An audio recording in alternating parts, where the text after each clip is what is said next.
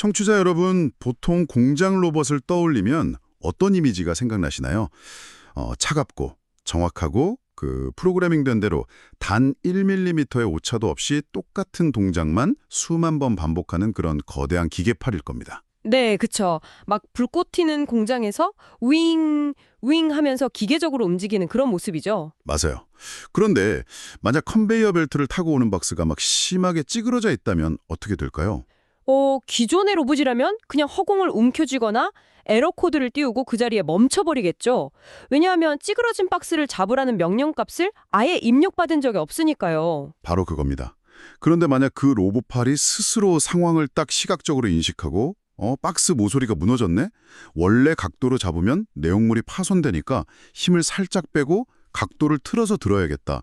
이렇게 스스로 추론해서 움직인다면 어떨까요? 와, 심지어 우리에게 왜 그렇게 움직였는지 논리적인 설명까지 해준다면 정말 완벽하겠죠? 맞습니다. 오늘 우리가 파헤칠 이 자료 탐구의 핵심이 바로 이 지점에 있습니다. 단순히 반복 작업만 하던 기계팔이 어떻게 스스로 생각하고 행동하는 피지컬 AI, 그러니까 물리적 육체를 가진 인공지능으로 진화하고 있는지 말이죠. 네, 그리고 이 거대한 기술 혁신의 이면에 어떤 살벌한 재무적 현실과 기업의 생존 투쟁이 숨겨져 있는지도 낱낱이 파헤쳐 봐야죠. 그럼요.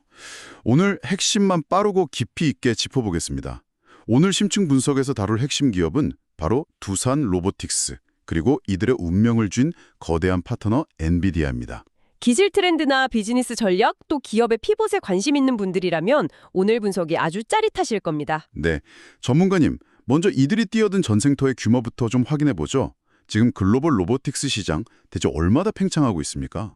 숫자로 보면 그 팽창 속도가 아주 폭력적일 정도입니다. 국제로봇연맹 최신 자료를 보면요. 2024년 글로벌 산업용 로봇 신규 설치 대수가 무려 54만 2천 대를 돌파했습니다. 54만 대요. 와, 엄청나네요. 네, 여기서 가장 흥미로운 점은 이 압도적인 물량의 54%를 중국이 싹쓸이하고 있다는 사실이죠. 아, 절반 이상이 중국 산업 현장으로 빨려 들어가고 있다는 거군요. 맞습니다. 하지만 우리가 진짜 주목해야 할 시장은 따로 있어요. 바로 사람과 같은 공간에서 안전 펜스 없이 함께 일할 수 있는 협동 로봇, 즉 코봇 생태계입니다. 코봇 시장이 그렇게 큰가요? 과거에는 전체 산업용 로봇의 4% 남짓에 불과했거든요. 근데 2032년까지 연평균 최대 31.4%씩 폭발적으로 성장할 걸로 예측됩니다. 약 18억 9천 달러 규모의 거대 시장으로 팽창하는 거죠. 18억 9천 달러요? 대기업뿐만 아니라 중소기업이나 일상 상업 공간까지 로봇이 막 밀려 들어오고 있다는 뜻이네요. 이렇게 돈이 몰리는 거대한 체스판이라면 당연히 극단적인 세력 다툼이 있을 텐데요.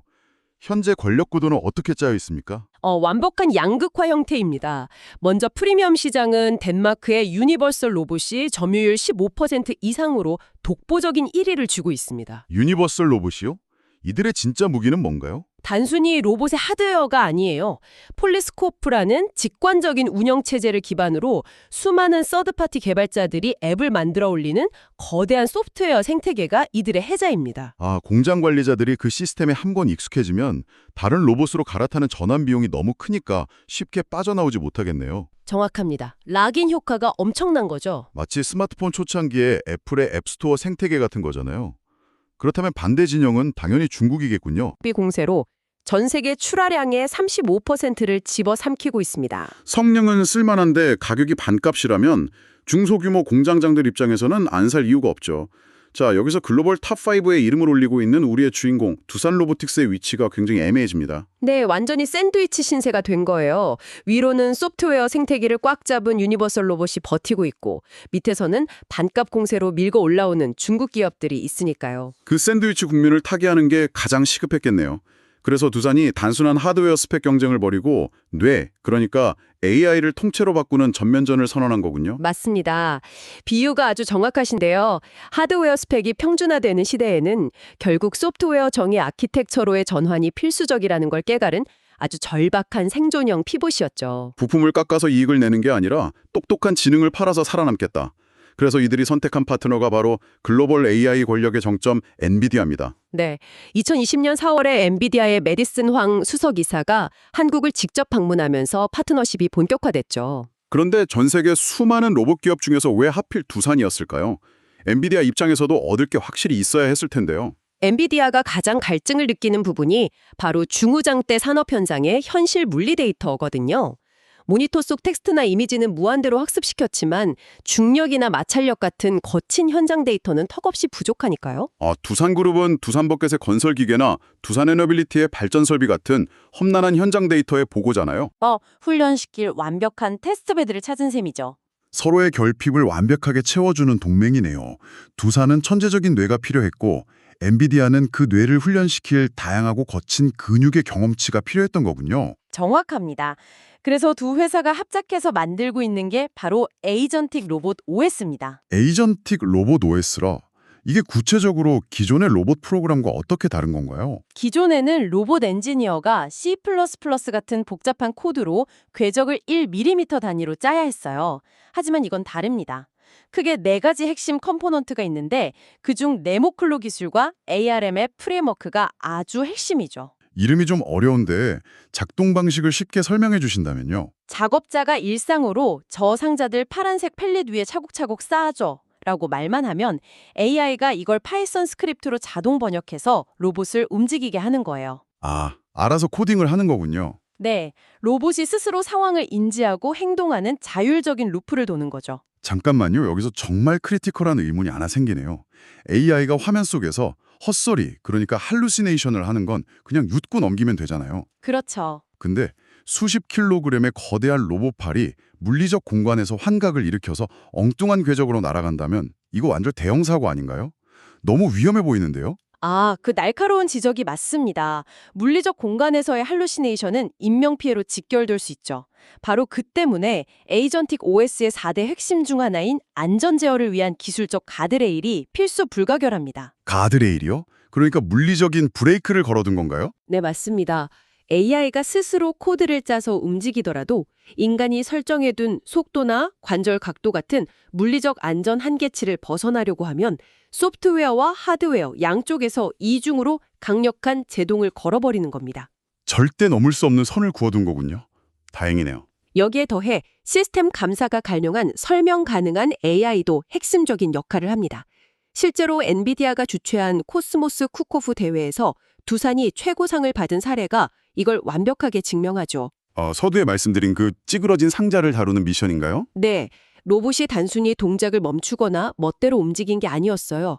시각 센서로 찌그러진 걸 인식한 뒤에 파손을 막기 위해 압력을 15% 낮추고 우측으로 3도 기울여서 잡습니다. 라고 작업자에게 판단 근거를 시각적인 로그로 설명해낸 거죠. 와, 내가 왜 이런 행동을 했는지 투명하게 감사할 수 있게 만든 거네요. 그래야 인간이 자율권을 믿고 맡기죠. 맞습니다. 그리고 이런 똑똑한 AI를 학습시키려면 가상 공간이 필요해요. 로봇을 현실에서 수만 번 굴리면서 부술 수는 없잖아요. 그쵸, 돈이 얼만데. 그래서 아이작심이라는 엔비디아의 디지털 트윈 환경을 씁니다. 가상 공간에서 시간의 흐름을 가속해서 수백만 번 시행착오를 겪게 한 뒤에 가장 완벽한 모션 데이터를 현실의 로봇에게 하드 리얼타임 제어로 쏴주는 거죠. 하드 리얼타임이라면 통신 지연 시간이 아예 제로에 수렴하도록 즉각적으로 관절을 통제한다는 거군요. 정말 놀랍습니다. 더 놀라운 건 이들의 속도입니다. 두산은 이 에이전틱 OS를 넘어서 2028년에는 아예 두 발로 걷는 산업용 휴머노이드를 상용화하겠다는 로드맵까지 발표했어요. 솔직히 테슬라나 보스턴 다이내믹스 같은 거대 자본들도 정말 엄청난 시간을 쏟고 있잖아요. 근데 두산 규모의 기업이 당장 2년 뒤에 휴머노이드를 현장에 투입한다. 이거 재무적으로나 기술적으로 너무 무리한 과속 아닌가요? 2028년이라는 타임라인 자체는 굉장히 스피디하고 공격적인 게 사실입니다. 하지만 이 속도전을 감당하기 위해 두산은 개별 기업 단위의 R&D가 아니라 그룹 전체의 역량을 쏟아붓고 있어요. 그룹 차원의 총력전이군요. 네, 2025년 5월에 그룹 차원의 AI 트랜스포메이션을 총괄하는 AX 센터, 즉 PA랩을 공식 출범시켰죠.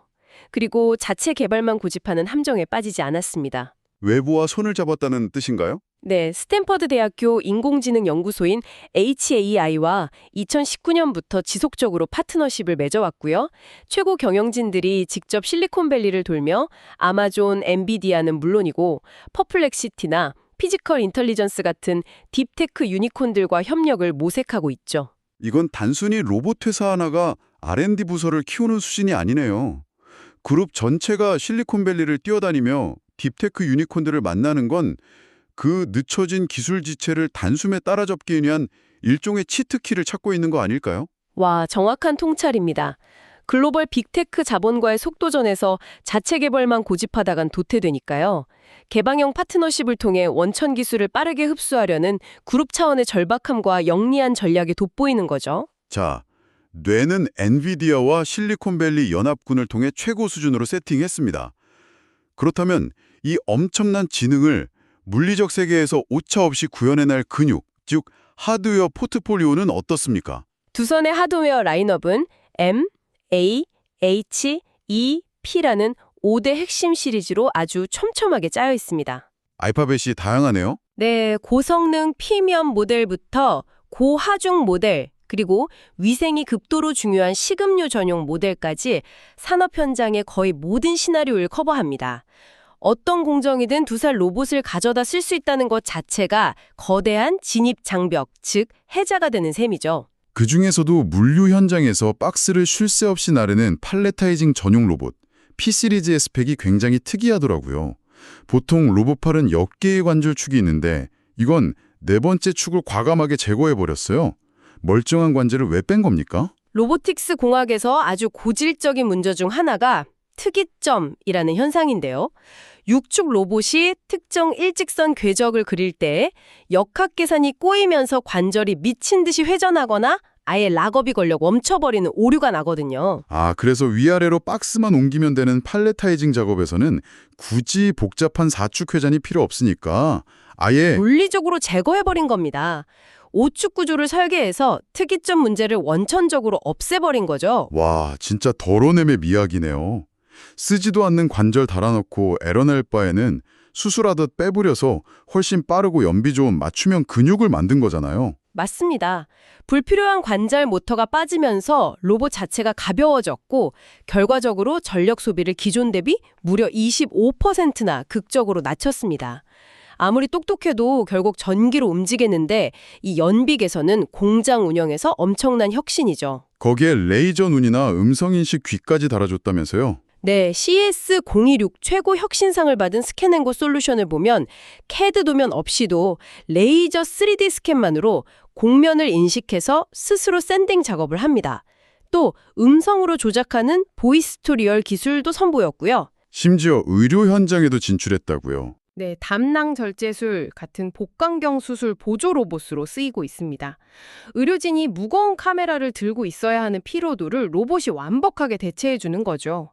결국 엔비디아 AI가 내린 명령을 오차 없이 현실에서 수행해내는 이 독보적인 근육의 정밀함이 두산의 진정한 경쟁력입니다. 여기까지 들으면 정말 가슴이 웅장해집니다.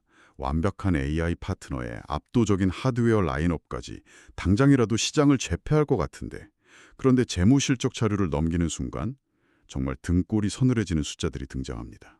재무지표 슬라이드는 좀 충격적이죠. 기술은 우주 최강인데 재무 성적표는 왜 이렇게 처참한 겁니까? 청취자 여러분도 놀라셨을 거예요. 매출이 2023년 530억 원에서 2025년 330억 원으로 급감했습니다. 네, 반면에 영업 손실은 눈덩이처럼 불어나서 2025년 한 해에만 무려 595억 원의 적자를 기록했습니다. 영업 손실률이 마이너스 180%에 달하죠. 3년 누적 적자만 1,200억 원입니다. 아니, 물건이 이렇게 좋고 시장이 팽창한다면서 왜 매출은 반토막이 나고 적자는 1,200억 원씩 쌓이는 건가요? 돈이 다 어디로 새어나가고 있는 겁니까? 이게 혁신적인 기술이 당장 흑자로 직결되지 않는다는 비즈니스의 잔혹한 현실이죠. 두산은 현재 하드웨어 제조사에서 소프트웨어 플랫폼 기업으로 넘어가는 전형적인 생존의 계곡 한가운데를 지나고 있습니다. 아, 체질 개선에 비용이 너무 많이 드는 거군요. 맞아요. AI 소프트웨어 내재화를 위해 고급 엔지니어를 뽑고 인프라를 구축하느라 2024년 단일 연도 R&D 비용으로만 193억 원이 증발했습니다. 게다가 미국 자회사 워닉시아를 인수하면서 막대한 고정비까지 떠안게 됐죠. 후에 이어얼미티징 부문에서 200억 원 규모의 수주 잔고를 확보했다는 긍정적 신호도 있긴 한데 어쨌든 회사는 미래를 위한 선행 투자, 즉 계획된 적자라고 설득하려 하겠죠. 그렇죠. 현재 유동성이 2013억 원 정도 있다고는 하지만 매 분기 41억 원씩 현금이 아궁이 속 땔감처럼 타들어가고 있는 캐시 번 상황입니다. 이런 속도라면 2천억 원 실탄도 금방 바닥날 텐데요. 시장이 이 계획된 적자를 언제까지 인내심 있게 기다려줄까요? 월가와 자본시장의 인내심은 결코 길지 않습니다. 늦어도 2027년 이전에는 에이젠틱 OS 같은 소프트웨어를 기반으로 확실한 구독형 수익 모델을 증명해내야만 합니다. 안 그러면 치명적일 수 있어요. 자, 그래서 두산그룹 수뇌부가 내린 특단의 조치가 있었잖아요. 당장 현금이 부족하니까 그룹 내 최고의 현금 창출원인 두산밥켓의 지갑과 영업망을 활용하려 한 거 아닙니까? 네, 그게 바로 시장을 뜨겁게 달궜던 대규모 지배구조 개편 플랜이었죠. 밥켓은 전 세계 1,500개 딜러망을 갖추고 매년 6억 달러 이상의 막대한 영업이익을 벌어들이는 진정한 캐시카우거든요. 그걸 로보틱스 밑으로 넣으려고 했던 거군요. 맞아요.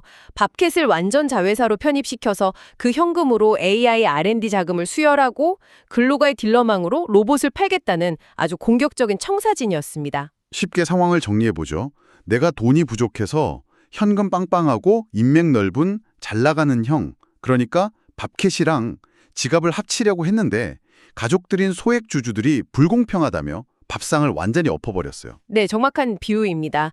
우량 기업의 가치를 낮게 평가해서 적자 나는 로봇 회사 밑으로 집어넣는 건 주주가치 훼손이라며 격렬한 반발이 일어났죠. 결국 금융당국까지 제동을 걸면서 2024년 8월에 포괄적 주식 교환 계획이 전면 철회됐잖아요. 맞습니다.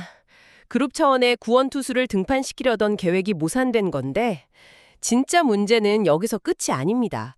두산밥켓 자체에도 최근 겨박죄가 터졌거든요. 설상가상으로 그 형마저 지금 밖에서 소송당하고 투자 교육이 꼬여버린 완전히 사면초가의 상황이네요. 네, 밥켓이 유럽 시장 확장을 위해 추진하던 독일 바커 노슨 인수 협상이 2020년 1월에 결렬됐고요.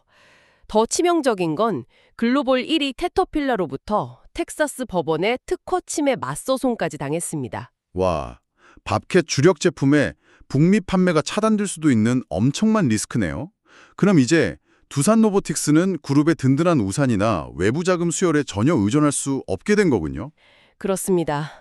이제는 온전히 자기 자신의 실력만으로 흑자 전환의 자생력을 증명해야 하는 진검승부의 무대에 홀로 남겨졌어요. 하드웨어 한 번 팔고 마는 원오프 세일즈 방식으로는 이 거대한 적자를 절대 메울 수 없습니다. 결국 소프트웨어가 유일한 해답이군요. 피지컬 AI 솔루션을 클라우드 기반의 SaaS 구독 모델로 팔거나 로봇을 빌려주는 RaaS 모델을 안착시켜서 다달이 현금이 들어오는 파이프라인을 만들어야 한다는 거네요. 정확합니다. 글로벌 빅테크들이 주도하는 속도전 속에서 살아남으려면 소프트웨어를 통해 얼마나 빠르고 확실하게 반복적인 현금 흐름을 창출해내는가, 오직 이것만이 생존 열쇠가 될 겁니다. 자, 청취자 여러분. 오늘 아주 엄청난 속도로 글로벌 로보틱스의 거시적 흐름부터 두산 로보틱스와 엔비디아의 혁신적인 동맹, 그리고 그 이면에 도사린 천문학적 적자와 혹독한 현실까지 낱낱이 파헤쳐봤습니다.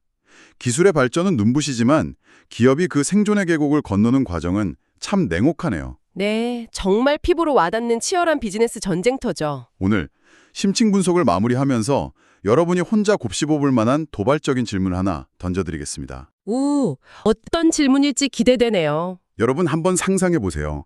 만약 두산이 이 죽음의 계곡을 무사히 건너서 마침내 2028년에 인간과 똑같이 사고하고 움직이는 완벽한 휴머노이드를 완성한다고 가정해 봅시다.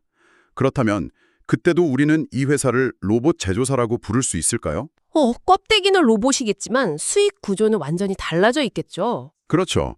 스마트폰 기계는 싸게 넘기고 앱스토어 수수료로 돈을 버는 애플처럼 말이죠. 어쩌면 쇳덩어리 몸통은 원가 수준으로 공짜로 주면서 매달 수백만 원의 AI 구독료를 챙기는 거대한 소프트웨어 기업으로 진화하게 되지 않을까요? 와, 하드웨어와 소프트웨어의 주도권이 완전히 역전되는 그림이네요. 맞습니다. 과연 다가올 미래 산업 현장에서 진짜 부가가치는 정밀하게 깎인 차가운 강철 껍데기에 있을까요? 아니면 세상을 스스로 이해하고 행동을 결정하는 그 안에 무형의 영혼에 있을까요? 정말 무게감 있는 통찰입니다. 여러분도 이 가치의 무게를 직접 달아보시면 좋겠네요. 네, 오늘 전해드린 수많은 데이터와 생생한 전략들을 바탕으로 청취자 여러분 스스로 더 고민해 보시길 권해드립니다. 저희가 준비한 오늘 자료 탐구는 여기서 빠르고 경쾌하게 마무리하겠습니다. 끝까지 함께해 주신 여러분 감사합니다. 네, 감사합니다.